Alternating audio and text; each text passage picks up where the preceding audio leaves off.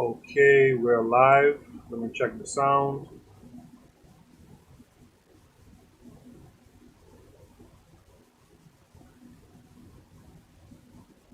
Okay, great. So we're good with sound. Okay, I'm your host, Koku. This is the Bitter Medicine Podcast, doing a live stream tonight. I'm your host, Koku. Um, I am continuing my reading of Booker T. Washington and Progressive Education. I'm tying this to the project that I am hosting as a podcast on KWAZ radio. This project is about building a curriculum that supplements, if not replaces, the public school system education. This is an African-centered curriculum that I'm trying to build with you guys, and its its influence or its inspiration is from Booker T. Washington, what he did over 100 years ago when setting up the Tuskegee Institute. Um, in the last episode, I know there was some sound quality issues at the beginning. I'm thinking there should be better sound this time. I've tested it; it sounds better to me. But at the end of that last episode, part one of this little series, I broke down the topic of photosynthesis. And in breaking down photosynthesis, um, it started with this very simple equation that some of you may or may have not had previous interactions with. But this little equation, once you start to get into it, and you understand this is what's going on within a green plant, right, or photosynthetic algae. This kind of thing here can actually lead to an understanding of photosynthesis such that, for example, you can increase the yield of rice plants. And rice is a big staple food in Africa, well, much of the world, but particularly Africa. And through boosting photosynthesis, you could boost or increase the gain yield almost 30%, almost a third, right? You could increase the yield almost a third. And like I showed you in the last video, there's actual papers talking about rice development strategies for food security in Africa, right? And again, they reiterate in the introduction how rice is a staple food. And they've had periods in recent years where they actually had to import rice. And like I mentioned in the last video, there's two types of rice, Asian and African, and the Africans have to import rice. Think about that. The people who were cultivating rice before anyone else have to import rice. Now, a lot of the problems deal with climate and population density and stuff like that. But if you could take the space that you have and better the process of photosynthesis in your rice plants, within the space that you have, you could increase the fold almost a third. And so, the point of this curriculum and the point of it being something that either wholly replaces, your public school system education or definitely supplements it so that it presents students with theory, right, and the practical component of learning. So you learn about this problem that we have amongst our people, right? You're trying to find a solution for the problem, so you go back and you learn some textbook stuff. And you go into the kitchen as a lab, right? Because you could do this at home, and you could study the effects that light alone has on photosynthesis, right?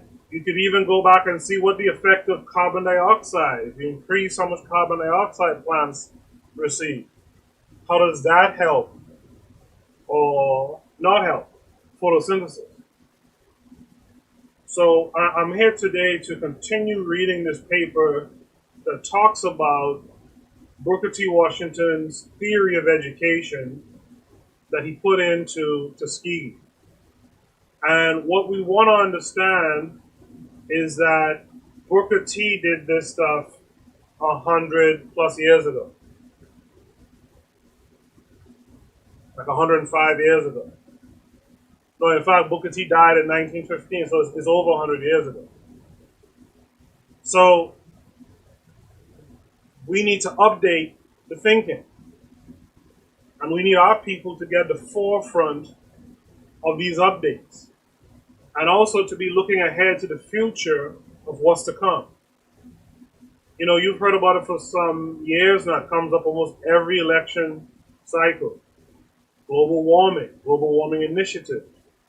If this planet starts to overheat, I think I mentioned this in the last episode. If this planet starts to overheat and becomes uninhabitable in, say, 150 years, these white folks are probably working right now. In fact, you see it in their films. I talked about a particular film that they depicted this in. You see it in their films. Battlestar Galactica is a TV series kind of based on this concept. The Earth became uninhabitable and they shipped on out. You know, and so if that were to happen, what would you do?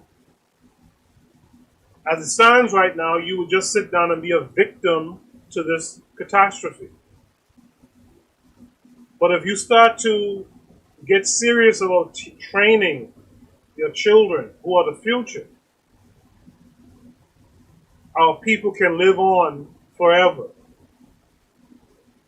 And not just live in the way we're living now, where we're pretty much surviving life. I'm talking about they could live life. They could be champions of nature.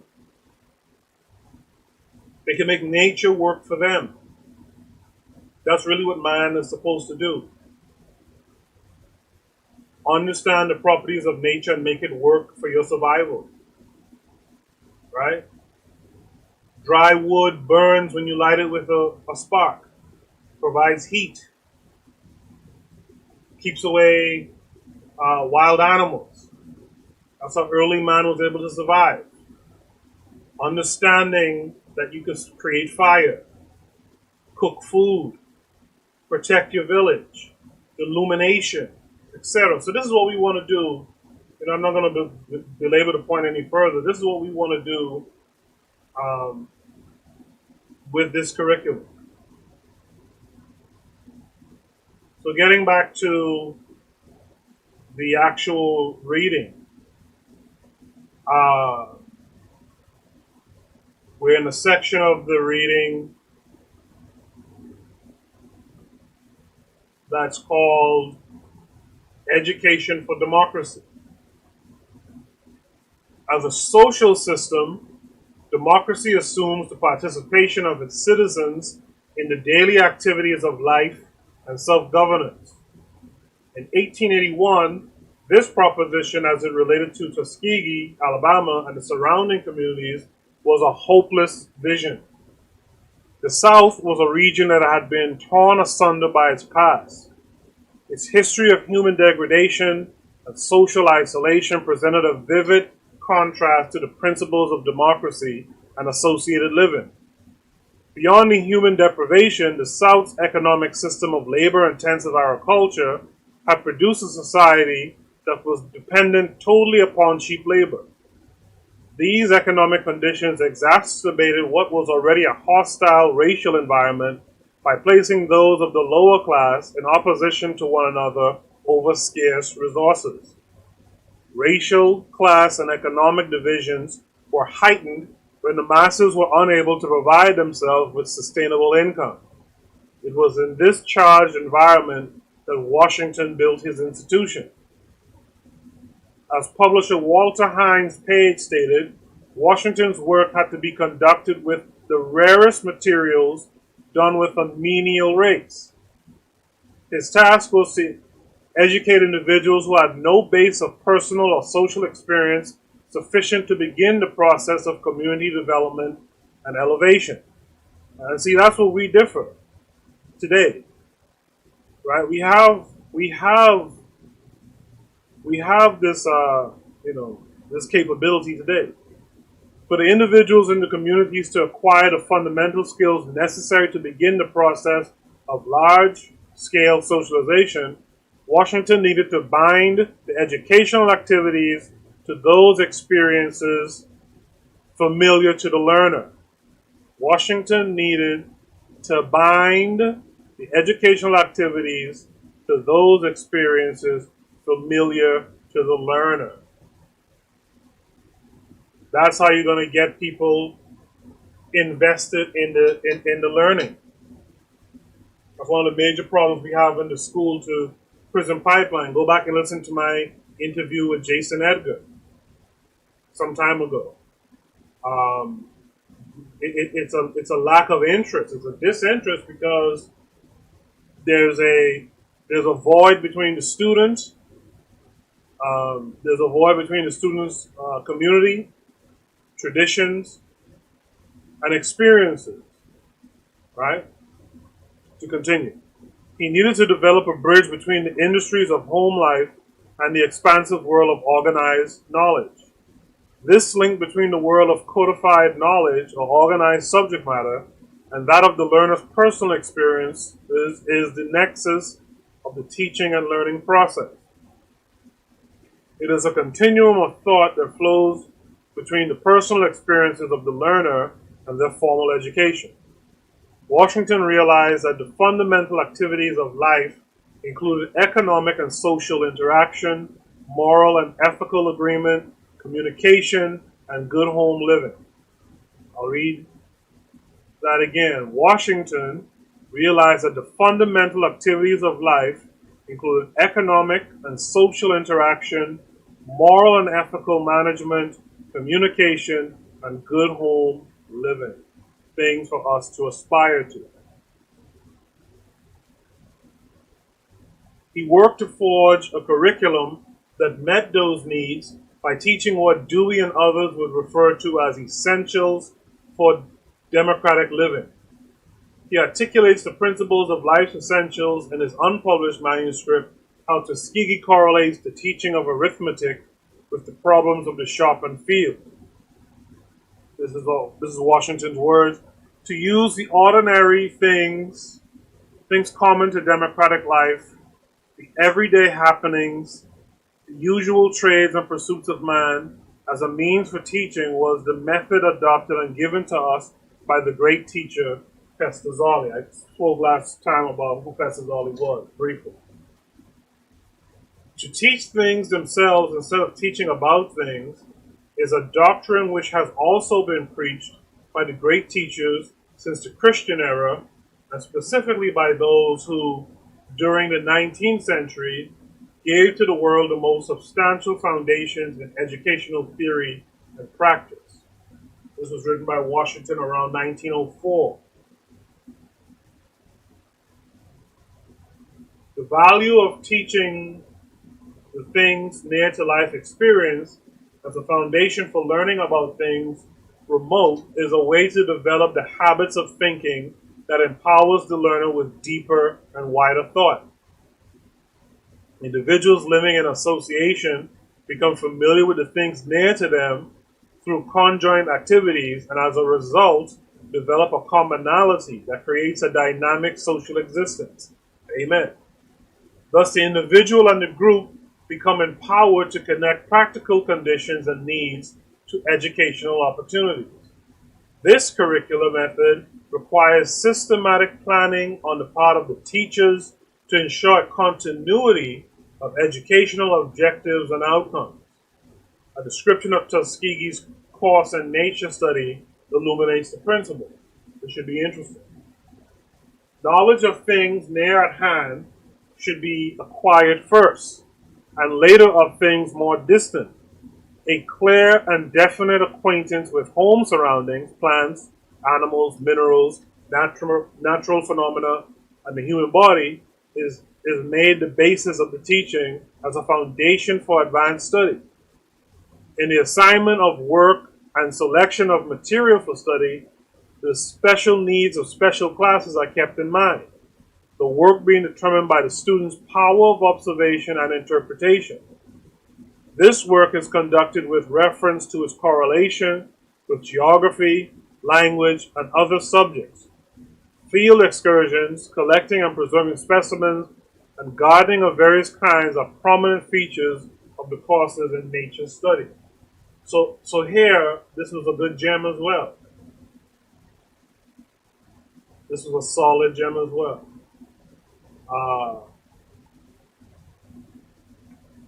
Before you can talk about African people traveling through space or raising a rocket that could take passengers outside of Earth's orbit, before you could do any of that stuff, you have to understand the things near to you. You have to understand what's on the ground right around you. I recently watched this show on Netflix. I can't remember the name now, but it's about the fictional first group of humans going to Mars. There was one black guy in the cast that I could remember, and he was a botanist. Funny enough, if you notice something about black folks in a lot of movies, especially like superhero movies, they always have some type of elemental power, right? They're never like a godlike being. They're always rooted in something on Earth, essentially lightning or something of that nature, and it's usually lightning action. So anyway, it's funny that the black guy was the botanist, and think about that, right? Everyone had a special talent on this voyage in this fictional story, and this is really what they would do if they were ready to send people to Mars. But the botanist is experienced on plants here on Earth. So it's important for our children to understand and control the environment around them. Because then in the future, that knowledge will help you to navigate and lead you to controlling the environment in a foreign place, i.e. Mars or something like that. So it's fundamental that you make a curriculum that really is tied to their condition, their current condition, right? And then you make sure that it's a holistic learning where every other subject, like in this case, they were talking about nature study, but every other thing, geography, language, and other subjects also feed back into that study of nature, as I talked about last time. In this type of curriculum, your English courses would reflect what you're doing in science or what you're doing in the more technical skills like plumbing, and architecture, carpentry, right? So it's a really smart approach to learning, and I'll tell you something. A lot of these white folks don't get this kind of education, except maybe in an elite school.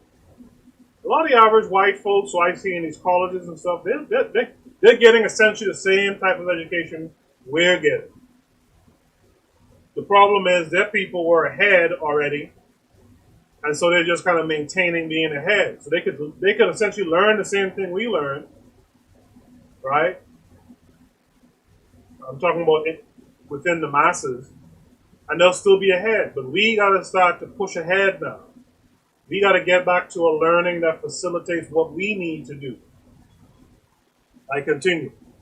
In one of Washington's many unpublished reports, he wrote, Tuskegee teachers were expected to go into the industrial divisions, lumberyard, shoe shop, machine shop, to the heating plant, on the farm, through the laundry, sewing, and millinery room to study in a most careful way those operations. This experimental approach to curriculum development provided academic material that were current and based upon real life problems. And that's one of the things I want you guys to do. You're a plumber, you're a mason, bring all that information. Sure, there's probably books with thousands of pages in each book that talks about these areas, but you have the hands-on experience. Work with us to jot this down and turn it to an instructable thing. How to sheetrock a house, how to build a house frame, how to lay bricks, etc., etc., etc. How to work in a workshop and use tools in a workshop. And that's something I'm going to talk about in a future episode. But this is what we need, right? Recently, we built a cement walk from the office building to the sidewalk. The problems arising out of measuring length and width, getting the cost per line or foot, and the like furnished material for the less experienced classes. For other classes, there were the problems of the number of square feet, the number of cubic feet of filling, the filling of sand and cement in certain portions, the percent of sand and cement, supply questions in geometry or rectangular figures, kinds of angles, etc.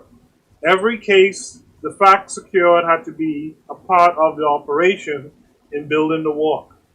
This information the teacher secured through contact with the teacher of brick masonry by close personal observation before this work was completed. However, several teachers accompanied their class to witness the manual work and to make the facts a part of the students' direct knowledge. By making the facts a part of the students' direct knowledge and a source for learning, Washington's educational practices anticipated what would become foundational to John Dewey's ideas in curriculum development. The initial hypothesis, later elaborated in the school and society, were that life itself, especially those occupations and associations that serve man's social needs, should furnish the ground experience of education, that learning can be in large measure a byproduct of social activity, that the main test of learning is the ability of individuals to meet new situations with habits of considered action, and that schooling, committed to cooperative effort on the one hand and scientific methods on the other, can be a beneficial influence on the course of social progress. Take that in. Take that in. Washington's desire to provide for the essentials of democratic living included curricular consideration for the fundamentals of communication, computation, and an appreciation of the liberal arts. So he didn't X out the liberal arts, right? Which was one of the erroneous kind of things that was said by Du Bois and them, that he was just creating people to live menial lives under white folks, and that he wasn't pushing an education that included liberal arts, literature and all that kind of stuff in their education, but it wasn't true. He claimed the work in English literature aims to develop in the pupil the power to think clearly and logically, to produce an appreciation of good books by contact with classic authors. Students aspired to the higher levels of thought only after full command of the world around them. Beautiful. In curriculum theory, this method would be considered a spiraling curriculum, whereby the remote and abstract concepts derive from a firm understanding of the concrete and the familiar. Although Washington stressed the importance of a strong foundation in elementary education, he knew that the full potential of the individual would not manifest itself without the equivalent of a secondary level education. I will add that we're in a time now, 100 plus years later, we need to look even higher. We need to start looking at the college level education. And that's not to say that everyone needs to go to college, mind you. But we need to be thinking on that level. We need to be thinking on PhD levels. Even if you don't have it, You gotta think that way. If you listen to Onita say speak, by the way, and I'm not trying to goggle his nuts or nothing like that, but if you listen to him speak, you can tell he's a smart dude, even before he lets you know that he was in school studying like astronomy or astrology, astronomy or something like that, right? So we need people thinking on those levels. Again, this is not to say that you must go to college or that you mustn't go to college, but your education, however you get in your education, hopefully it's through this curriculum when it's done.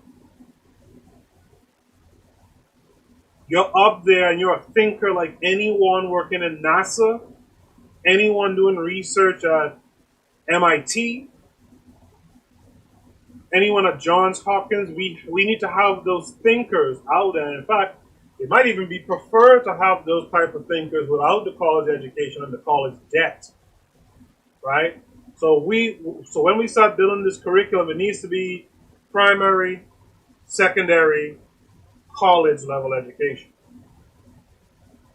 He worked on bringing this vision to reality at Tuskegee at a time when less than 5% of the United States population, white and black, had a high school diploma. The vocational skills and breadth of knowledge acquired at the secondary level would give the learner the full range of abilities necessary to lead in the spread of democratic living. What was most important about secondary education in the South during the beginning of the 20th century was that it was there where teachers were trained. Nothing better illustrates the concept of society transforming itself when the role the secondary schools played was in producing teachers. Washington, however, believed that one level of education needed to be fixed upon the strong foundation of the previous. Makes sense. The education should be continuous, not disjointed. Hence, a strong general education program unified with a scientifically based vocational education would flourish only if built on a solid foundation of elementary education. This philosophy reflects the principles of Christology with regard to elementary education. In the words of Christology, elementary education sets in motion those powers of human nature upon which all skill and knowledge depend. Now, I'm going to pause here because the reason I'm pausing here is because, again, I go back to the school to prison pipeline. If your education is not sufficient in elementary school, which you guys call it here, primary school where I'm from, if your education is not up to par in primary school where it garners your attention, then you're lost. Because then you won't have the powers of human nature upon which all skill and knowledge depend. You won't have that motion. You know, in physics, there's a concept that says an object at rest stays at rest. If you don't have that proper education in primary or elementary school, you will be a dead object. You will stay at rest. And when you be a dead object staying at rest, you're either going to physically die or you're going to be imprisoned, which means your freedom has died. And this is one of the problems that we're having in our community. We have to focus on getting these young children together early. Okay? To continue. Although Washington's critics would consider those comments to be minimalist thinking, he could see the power of such a statement. By viewing the things of life as the source for developing the habits of critical thinking, rather than the classic literary courses, Washington was practicing a method of education that came to be recognized as foundational to progressive educational thought. His philosophy of education did not happen by accident. As a student of the writings of Christology and Froebel, this writer believes that Washington was deliberate in trying to implement a philosophy of progressive education. If Washington was a student of Christology and Froebel, then that fact becomes a key point in unraveling the many distortions associated with him. The evidence supports the view that Washington was practicing the ideas of Christology and Froebel who are cited in the literature as prominent figures responsible for introducing to the world the progressive ideas that Dewey and others would develop and orchestrate into a comprehensive theory of education for American democracy. To interpret Washington's educational philosophy without acknowledging his attempt at implementing the foundational ideas of Christology and Froebel distorts his legacy as an educational leader. This distortion has served to stereotype Washington as an accommodationist and to deny his place in history as an educational and social activist working against all odds in advancing the prospects of African Americans. Now we're going to talk about organic law. Booker T. Washington was not a man of abstractions. He believed that the answers to life's puzzles were found in the simplicities of the world. To him, this was a world of people and things. The closer to nature the educational practices could place students, the greater the chance of showing them the essence of nature's complexity. Washington recognized that words without concrete meanings were abstraction. So I'll stop here for a second. This is like, for an example of this is kind of like Ebonics or the Gullah language, right? Which some Caribbean folks actually kind of speak. What happened was our ancestors learned English by hearing it, not by being able to associate the word with the sound, and definitely not being able to associate an object with the word. And so these pidgin languages come about because we're emulating what we hear without fully understanding, etymology, etc., of language. And so Ebonics, Gullah, even some of the patois that you hear in the Caribbean and stuff like that, those are abstractions, right? Because we weren't taught we later learned them, right? But we weren't taught in the beginning of those cultures. We weren't taught the words in a concrete way. We weren't given that concrete foundation, right? And so Washington recognized this in his time. To continue, there were symbols of something real and something concrete. He believed the student needed to have experience with the thing that the word or symbol represented before he could understand the meaning of the word or symbol. That's exactly what I was saying just now, right? He believed the student needed to have experience with the thing that the word or symbol represented before he could understand the meaning of the word or symbol. Super important. Right? Super important. Washington further believed that to teach words and symbols without first providing the learner with a concrete example of that to which the word symbolizes was placing the student in an unnatural learning environment. Therefore, the first learning experience for the student should be the concise world. Should be the concrete world closest to his personal experience. This interaction, however, is not linear. Interesting that Washington was... Okay, that's interesting. This interaction, however, is not linear. According to the experimentalist model for curriculum development, what motivates the student to understand the symbols of nature is the desire to communicate in a social context. So instead of having to learn one thing before you move to the other, this curriculum theory is saying that because you desire to be able to communicate, that's going to drive you to learn both things at the same time, which is a very interesting concept. Very interesting concept. To continue, when there is a social interest, then the relationship between the learner, his community, and his environment becomes organic. Like Pestalozzi, Washington saw the organic connections in natural growth fostered by sense impression. Pestalozzi's theory described the natural forces as active and essential in building the organic relationship between the learner and the immediate environment.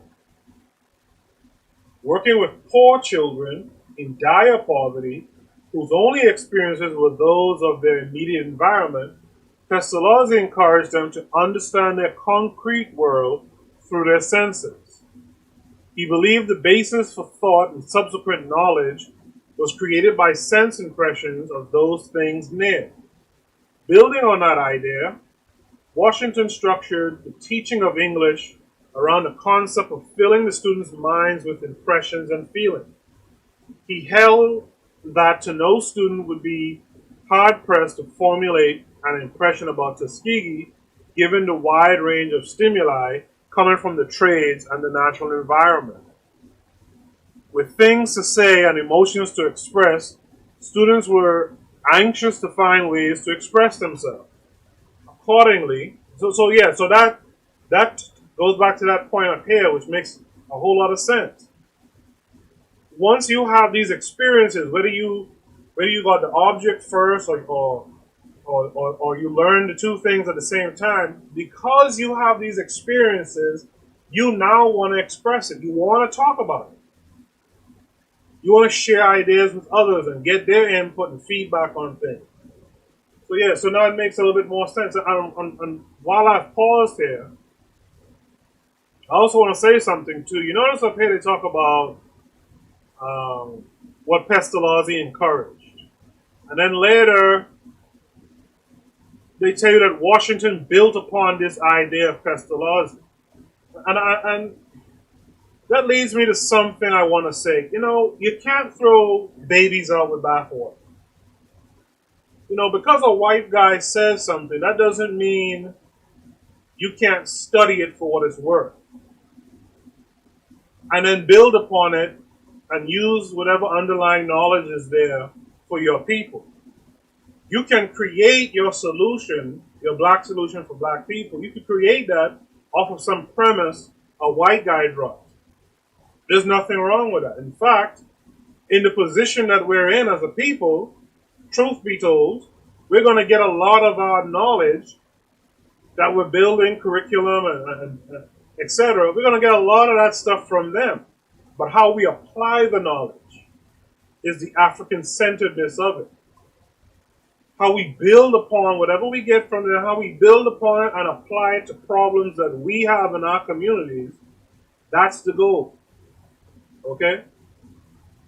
To continue. Through the written medium, students were taught to express their impressions based upon their sensory experiences with the mechanical and agricultural trades.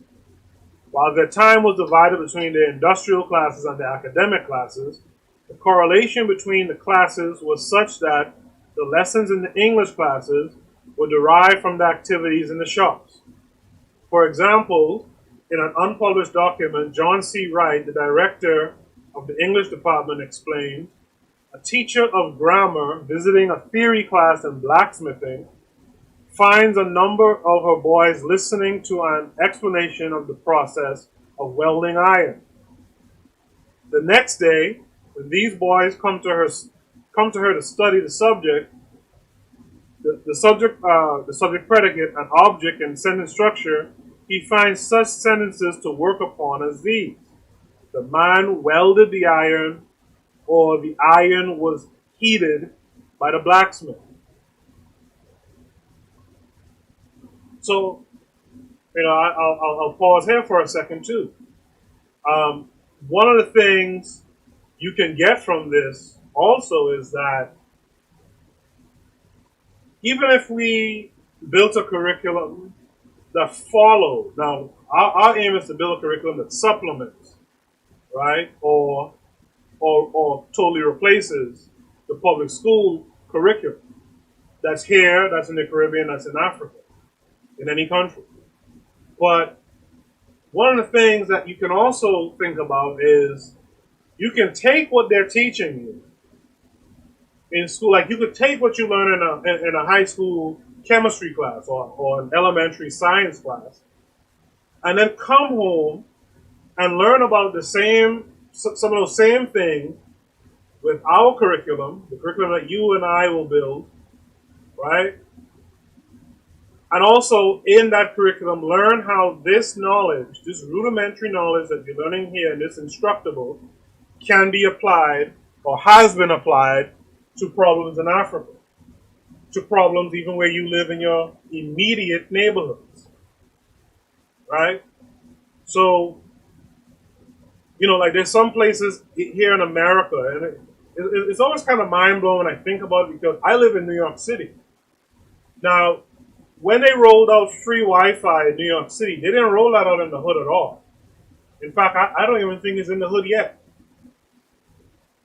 In America here, there's still places where there's absolutely no internet, there's no Wi-Fi. There's no Wi-Fi, and they're using older systems for internet access. And I remember years ago, over like a decade now or more, I remember Google and I want to say it was even Mark Zuckerberg were trying to build these technologies that will allow them to kind of transmit Wi-Fi in areas where there, in like these rural areas where there was no Wi-Fi. And I remember there was talks of like flying like planes, solar planes or something like that, or solar balloons that could transmit down um, this internet access to the people in those areas where they're not running Wi-Fi and whatnot in those areas, right?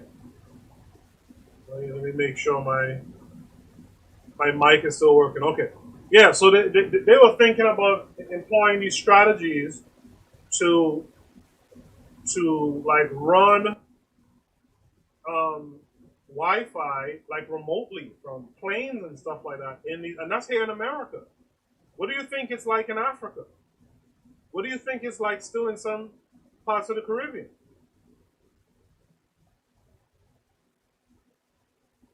They have these things called Chromebooks, cheap um, laptop computers that Google makes.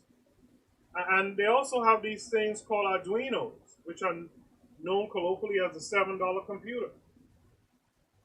If we make curriculum that helps our kids build computers, laptops, right, with $7 kits, all they gotta do is pay for the screens, and the screens are relatively cheap now. That's the thing about this technology; it's advancing so much, it's getting cheaper and cheaper.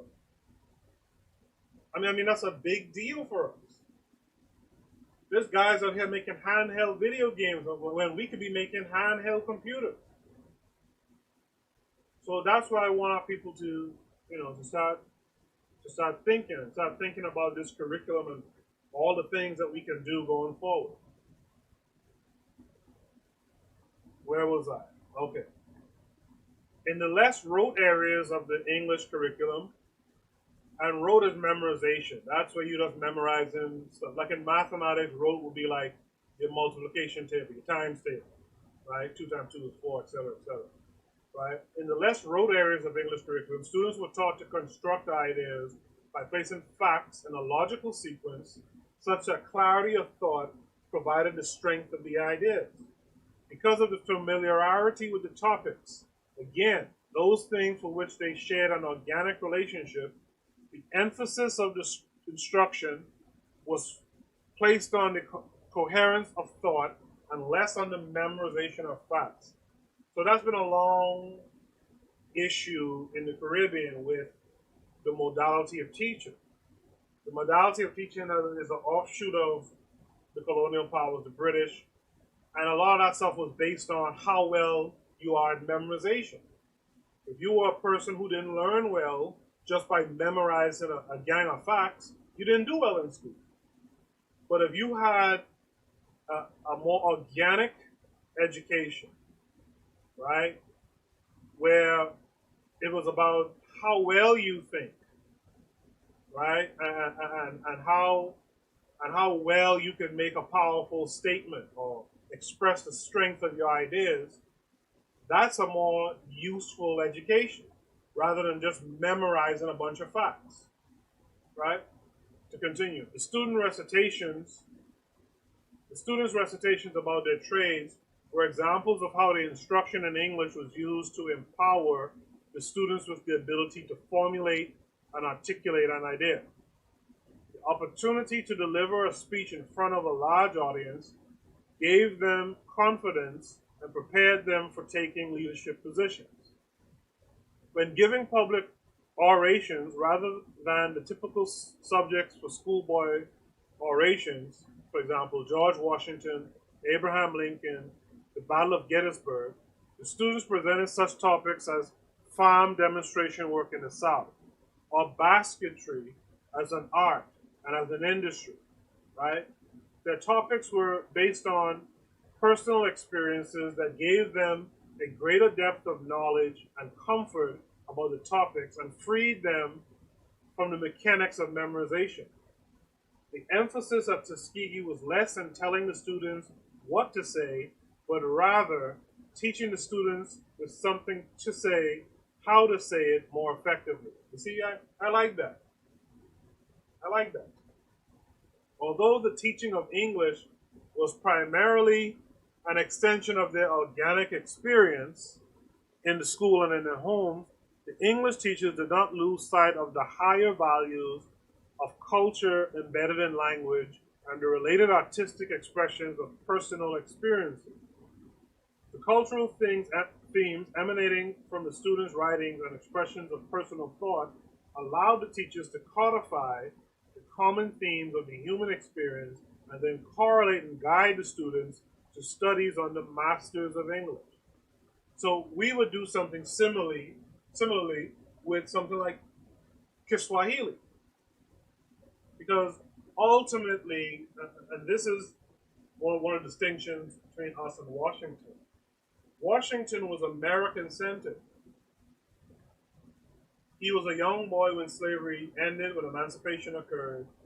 So he knew himself to be, quote unquote, free from a young boy time, even though there was still Jim Crow and all that kind of stuff going on, or post slavery into Jim Crow era type stuff going on, lynching and things of that nature. But we again, this is where it needs to change. Where instead of just looking at the community you're at, say in America, right, in Alabama or in Atlanta or Brooklyn or whatever, let's look at the bigger picture. Ultimately, people, and you might not like to hear this, but ultimately, America is a place to get your resources and to get out of here. And you might be able to build in the Caribbean, but more than not, likely you're gonna have to build in Africa. So if you start this curriculum from primary or elementary school education, looking at the problems around you, because that makes sense. You look at the problems around you, try to fix those before you go to a foreign spot, right? You go to the foreign spot with knowledge from the surroundings of where you came from. But we got to think about language too. We got to think about communicating when we leave this place. And so a curriculum that employs, English is fine, right? If you're in a francophone country, French is fine, because that's where you are. But you got to think ahead to where you want to be, and not knowing exactly where you're going to land on the continent. Kiswahili is a good move. It's a good language to kind of learn. It's something that I want to learn myself. In fact, if you're listening to this and you know a Kiswahili speaker, send them my way. This is how you could help as well with this curriculum. Send people that you know with knowledge and expertise in areas, send them my way. We could set up a curriculum starting from elementary school, right, all the way to a quote unquote college level education in this language. So that in another generation or two, our children can be bilingual in whatever is the language in the country that you're in before you head back to the continent. you could have this African language under your belt. So if you know someone like that, please send them my way. Uh, where was I? The organic community with the extended community was taken into consideration in the development of Tuskegee's curriculum. The process of experimental inquiry into the problems of the extended community helped to shape an attitude of control over the prevalent condition. Again, that's what you want to do. You want to control what's going on around you. But you need knowledge to do that. And you need trial, sometimes it's trial and error. Right? A lot of early humans, a lot of early Africans died trying to figure out some stuff. Right? But once you gain that knowledge and pass it down, you get to have an attitude of control over whatever the conditions are in the environment around you. The infectious belief that the method of intelligence could increase the infectious belief that the method of intelligence could increase the economy, instill community pride, and provide a vision of hope for the democratic prospect was pervasive in Tuskegee, Alabama, and in parts of the South. The interaction of the community served to build a relationship that fostered mutual need, confidence, and admiration. The community came to depend upon Tuskegee for its skilled graduates as artisans, tradesmen, and leaders. And conversely, Tuskegee looked to the community as a source of the curriculum. All very important stuff right here. Very important stuff. So there's a mutual benefit here. It's not one-sided. Students return to be of service to their community, and the community in turn gives them the experiences they need as they learn, as they study, to then be able to serve the community. So it's a circular uh, type of phenomenon. The preliminary investigation of certain phases of the life of the people of my race led me to make a thorough study of their needs in order that I might have more light on the problem of what the Tuskegee Institute could do to help them. Learning to be a part of an integrated whole was an educational objective at Tuskegee. Service to the community and personal responsibility were relentlessly pursued. Something we need to get back to right now. According to Dewey, the complete act of thought involves social consequences. A student's individual growth and development should be intimately tied to their community. In the words of Mark Breen, when he's calling a basketball game and someone hits a shot, bang. The student's individual growth and development should be intimately tied to their community. As such, the problems of real life are not experiences that isolate the learner from the community. Rather, the learner in association with other members of the community become intellectually engaged and socially aware. The social harmony that derives during the exchange of individual experience extends from the mutual need not merely for survival, but for growth of the individual and the community. When you see a black student going and getting a PhD in biology or astronomy or something like that, believe me when I tell you, if you're not aware, they're pushed to study in areas that really have no immediate consequence to their community.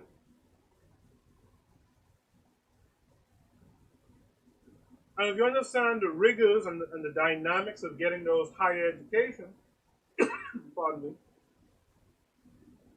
you will understand that their peers in that community, in academia, is not people from their community anymore. Their peers are whole different people. When they get that education and they go into the workplace, they're not going into a workplace to serve their community. I am always shocked at the number of, well, there's only a few black researchers I've ever really seen. And I'm always shocked that they're not researching stuff like the mechanisms of like diabetes, hypertension. Like these are things that some of their own family is suffering with. And they're not studying in those areas. That's because the method of education and the locale of education that they're getting is meant to separate them totally from their community. This is why the rapper or the street dude with all the floss, this is why he or she is held up in high regard. Because they serve in a negative way, they serve visibility for their community. But the people who are smart folks who can solve some of these problems in scientific and technical ways, they're lost. They're lost. Finally, Washington's notion of society's growth is rooted in the instrumentalism and naturalism of pragmatism. Pragmatism refutes a priori truth and it rejects the mind body dualism of the neo humanists. Rather, social growth results from the natural interaction between individuals and environment. Environmental elements interact as a power not only for preservation, but also for transformation as conditions change.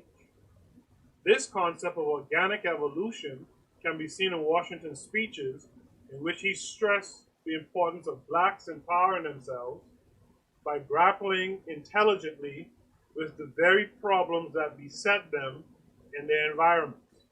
According to Washington, there would be a far greater chance of moving forward if blacks could understand their natural environment and subsequently make the environment work for them. Haven't I been talking about this? Not just today, but I've talked about this in previous episodes too. Cast down your buckets was a mantra which called for blacks to solve the problems of their immediate environment and prosper from that foundation. By employing the process of experimental inquiry and problem solving, the environment could be controlled and ultimately developed. That's my role as a scientist, helping people understand the environment to be able to control it is exactly what I talked about earlier and last time with the photosynthesis issue.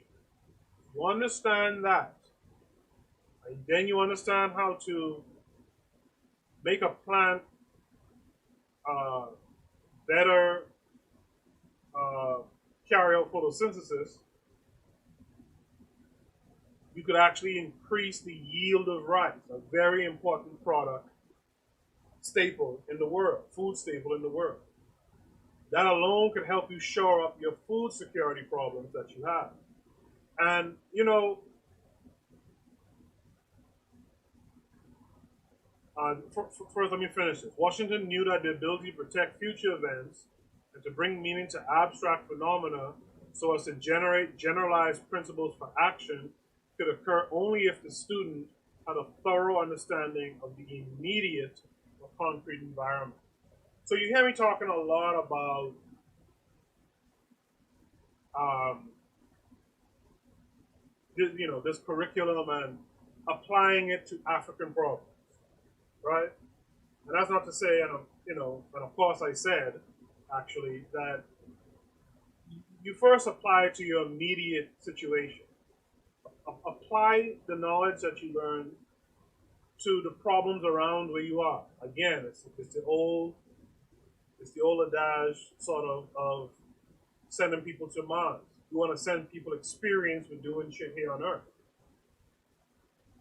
Like the TV show I tell you I watch on Netflix, you want to send a botanist up there to begin trying to grow crops on Mars. Right? That's food security as well for the people that you send there. Right? So you want to understand the environment around you. You want to understand how to solve the problems around you before you go to the foreign land. Like in our case, we'll be going back to Africa. Right? And going back to Africa is not necessarily an immediate thing, but it's a concept that you have to face that concept every day.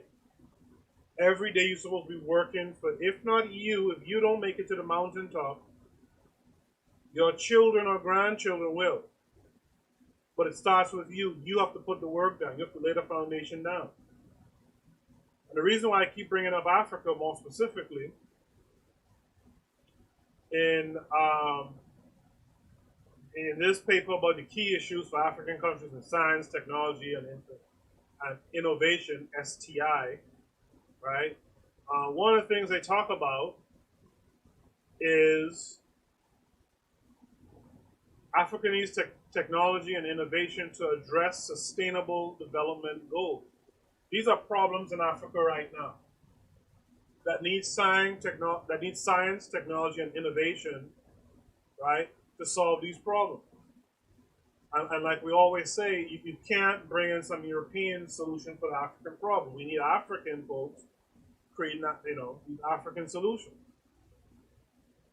Your science education, your access to knowledge and implications for tertiary education, which means you need colleges and universities of higher learning, right, that teaches science education, that provides access to knowledge, all in an African-minded paradigm. STI and key challenges are agriculture and food security. I talked about that last time in part one of this series. Food security is a major issue for any nation, much less a continent with several countries, with 50 plus countries. We need to understand agriculture. We need to be able to increase the yield of our crops. And to do so in a way that doesn't affect our health, which is the second issue in Africa, health and access to medicines. I didn't make a presentation for today, but in the future, I'm going to make this presentation that shows you how, if you understand how to work with bacteria, you could take E. coli, which is a model organism in science. Other model organisms are like C. elegans, the tiny worm, yeast, mice, rats. Those are model organisms as well, right? Those are organisms that we understand them genetically, and we could use them. We could use their behaviors to apply to, more human problems, right? Using these stand-ins, these model organisms. Anyway, I'm going to put this presentation together. Make it real simple like I did last time. You could take bacteria like E. coli, which you always hear about. There's a recall on lettuce because it was full of E. coli and all that kind of stuff. E. coli is everywhere. E. coli can be found in clouds. This bacteria can be found in clouds. It can be found on your skin. It can be found around your home. It's certain strains that are problematic, right? But you could take a non-problematic version of E. coli, right? E. coli is even in your gut right now. And you could put it through a process called transformation or bacterial transformation, where you use the machinery within E. coli, within its DNA, there's a machinery that makes proteins. And you could insert a gene for something like something like penicillin or something like insulin into this bacteria. And the normal processes within the bacterium will copy this inserted gene for penicillin or insulin, and it will copy and express the trait, make insulin or penicillin or whatever it is, the gene that you inserted in there. You've heard about this in some senses, and when you talk about GMO foods and stuff like that. I know GMO foods get a lot of problems with it, but the science behind it is good science, right? The problem is they don't test it sufficiently before they put it out there, and when they do test it, they try to test it in places like Africa, right? So they'll put in Africa a rice cultivar that could withstand drought. Hey, that sounds real good. That sounds real good. But did you test this thing long enough to know what the interactions would be in a human? But the point I'm trying to make is we have this health and access to medicines problem in Africa. And just in having a curriculum where you teach kids to start with about bacteria, how to handle it safely, applications that you could get from this bacteria by using DNA vectors to insert. As the kid gets bigger, more say junior high, high school, you can teach them how to transform bacteria to express a green fluorescent protein so that the bacteria, under certain conditions, will show itself to be green fluorescent. And later you can start to get into, well, if we could do that, if we could put that gene in the bacteria and have it express that gene, then why can't we put this gene for these medicines, right? These medicines, especially ones that come from plants, etc. Why can't we have this bacteria do this work for us?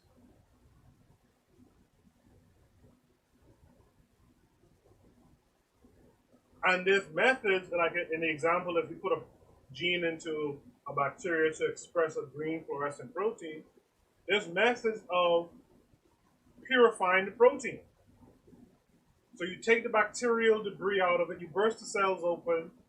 There's a lot of debris from the bacterial cells, but there's a way to separate these proteins from all the other stuff in the bacteria so that you have a purified protein.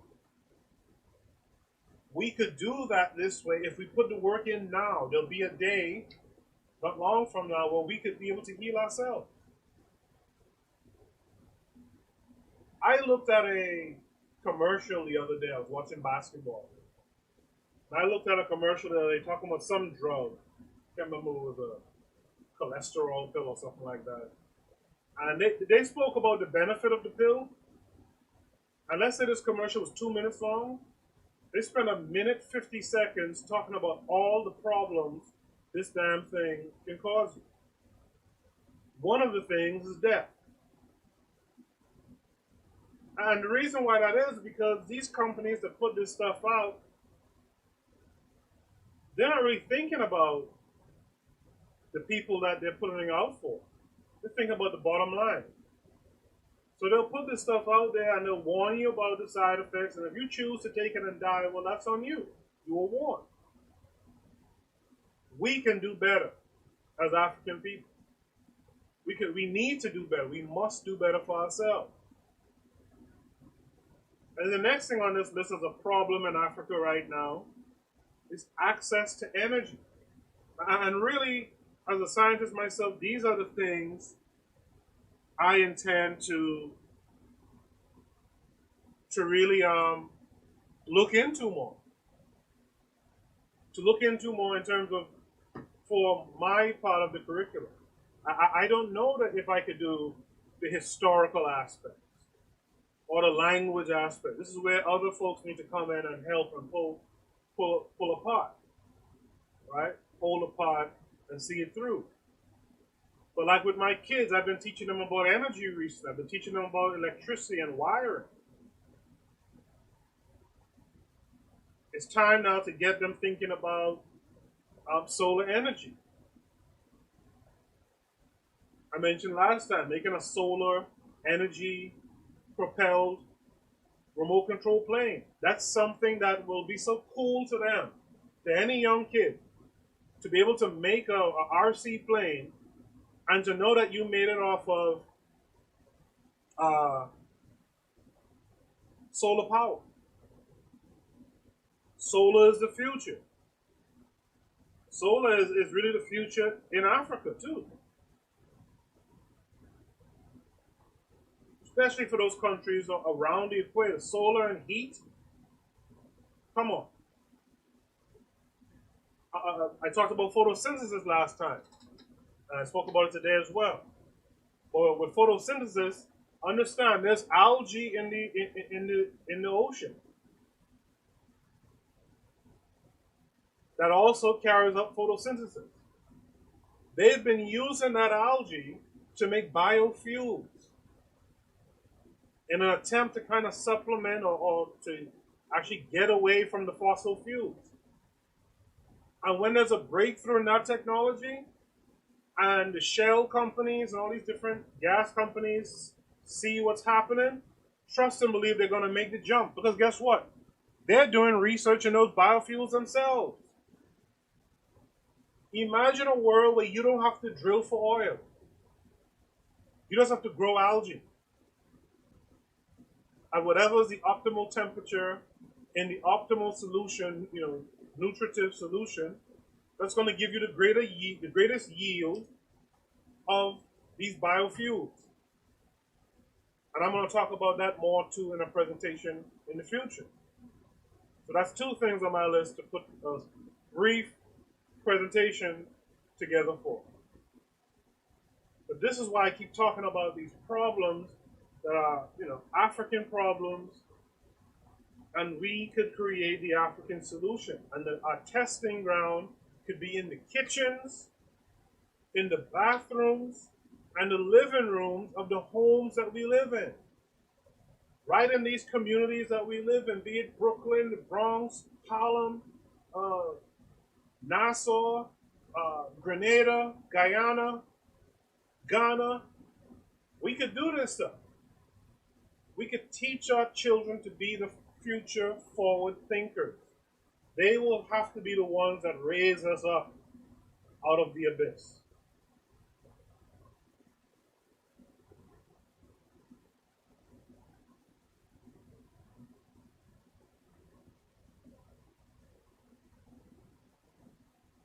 Shout out to Onita Say in the chat room. Um, Make sure to tune in to his podcast as well. And uh, make sure ask him how you can help. Make sure ask him how you can help with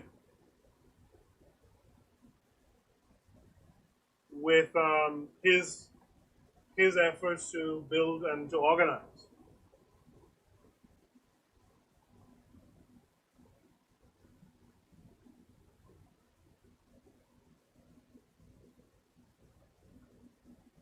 I see I'm getting some issue here with there's not receiving enough video or some such thing. I don't know what that really means, but um, perhaps I continue, or perhaps I just end it here so I can figure out the problem, and then next time um, I'll have you guys. I'll be able to provide you guys with what's going on here? I'll be able to provide you guys with a presentation on these problems. But that's the key to this education. Get yourself together wherever you're at, but keep it in mind that we're heading somewhere else. If not now, in the near future, we're heading somewhere else. We're going to make that a greater nation. and we want to be able to take our expertise when we go. The whole back to Africa idea, right, of Marcus Garvey was a sound idea as well. And one of the things, if you read between the lines, Marcus Garvey being Jamaican, I'm from the Caribbean as well. If you read between the lines of what Garvey was saying, if you're a do nothing here, you're not going back to Africa with everyone else. So, in other words, if you didn't do the work here to figure out how to solve problems in the environment that you were in here, you never figured out how to launch a fleet of ships. You never figured out how to open a dry cleaner. You never figured out how to start and run an organization, how to share a newspaper. If you didn't figure out how to do those things, if you didn't figure out how to be an entrepreneur here, then you won't be able to go back and integrate into Africa. I'm not going to get into it here, but a lot of times we hear about, like,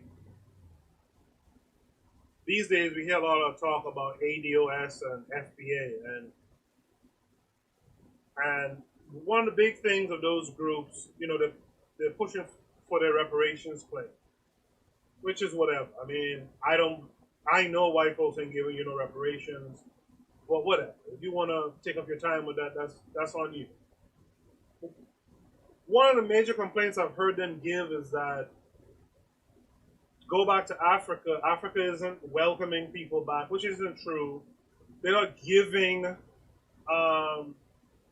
Black Americans anything to start with, and you have to start it. Well, that's kind of how that works.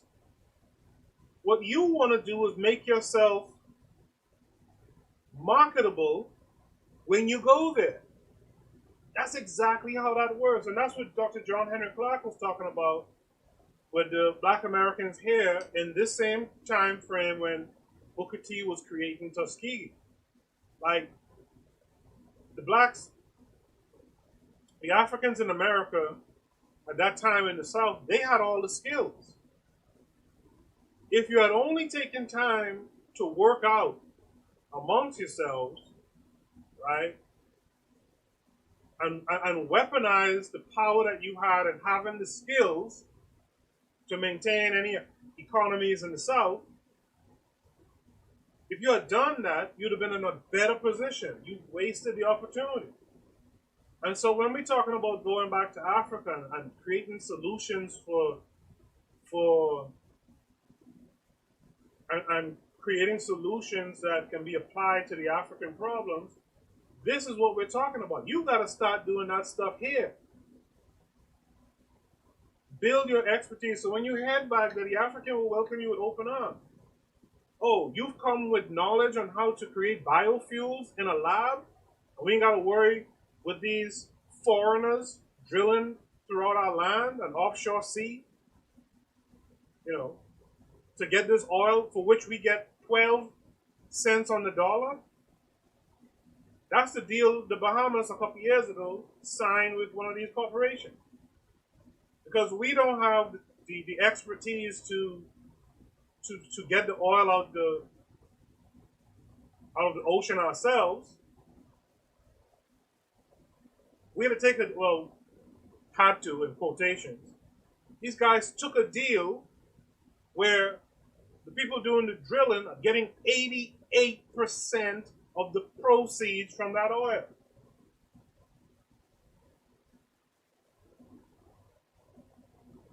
Absolute madness. If I was the leader of the country, what I would have done was sat on the oil. Sat on the oil and start organizing students in secondary school, because you don't want to have to wait 20 years per se. Get those students into the natural sciences, into studying geology,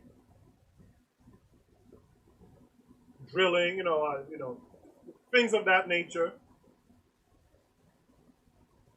so that we could employ our own people to go down there. And if we couldn't still in the immediate future, be able to get our own folks down there drilling, and we had to get the help of one of these companies, we would be on a better standing. We would be on a somewhat better standing. 88 to 12, 12 cents on the dollar. It's madness. So you want to get these expertise so that when you head on back, you have something marketable, something that's usable by the people. You're not just going there to sit down and live off these people. No one's going to let you do that. You guys complain about immigrants now who come here and work their asses off. Yeah, there's one or two assholes who come here and they don't do anything. They do nothings, of course. That's amongst everyone. But a lot of people come here and work 6 days a week, down there till death, if not till death. So anyway, there's more to this paper, of course. We're going to talk about problem solving in the natural environment coming up. I think I might be able to finish the paper by then if I don't have too much commentary in between. Only time I say you're in the chat. Anything you want to add to this? At least folks could see your message, and I see you said appreciating the breakdown. Thank you very much.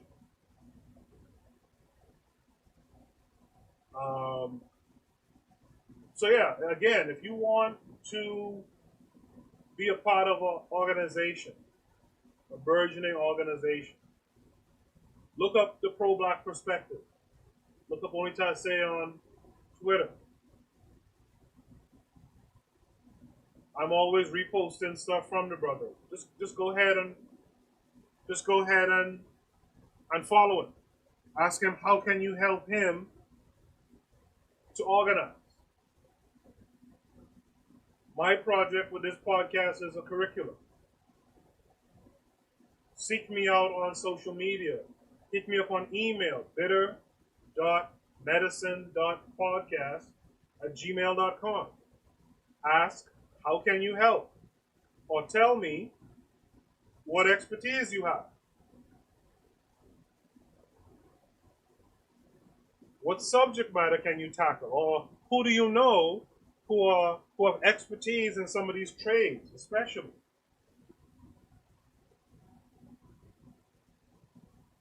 And let's build.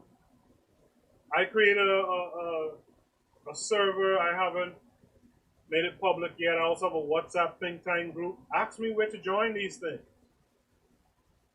And let's build this out. When I continue this reading again, we will start on, like I said, problem solving and the natural environment. And I'm going to give you more solid examples of the kind of stuff, science, engineering, bioengineering, biotechnology. I'm going to show you the stuff that you can do at home in your kitchen, you with your children. Things that once they learn it as children now, by the time they become young adults, they should have expanded upon that knowledge. And now as adults, they can actually help to solve problems. Those around them in their immediate environment, like I've been saying, and those abroad. Last thing I'll say, if you know someone who speaks Kiswahili, who's really good with the language, and also, of course, speaks English, because we speak English. I'd like you to send them my way. We have to have a language component. If you're going to go back to the continent, let's be able to speak at least one language that someone will be able to understand readily, aside from English or French or something like that. Send that person my way. I'd like to have some discussions with them and talk about building an easy system of learn. No language is really, really easy, but building a kind of simple system of learning of this language for our kids. I still have some pretty young kids, right? I think Only Say does it as well. let's start off with something that they can pick this up. Anyway, y'all, that's this episode of the Bit of Medicine podcast. Is our second really live episode. I hope everything sounded well from my tests. Everything did sound good. I might take the audio from these episodes when I'm done with this paper. I might take the audio and put it up as an audio podcast so that you could listen to it on mobile. But until next time, this has been the Bit of Medicine podcast. Peace to everyone.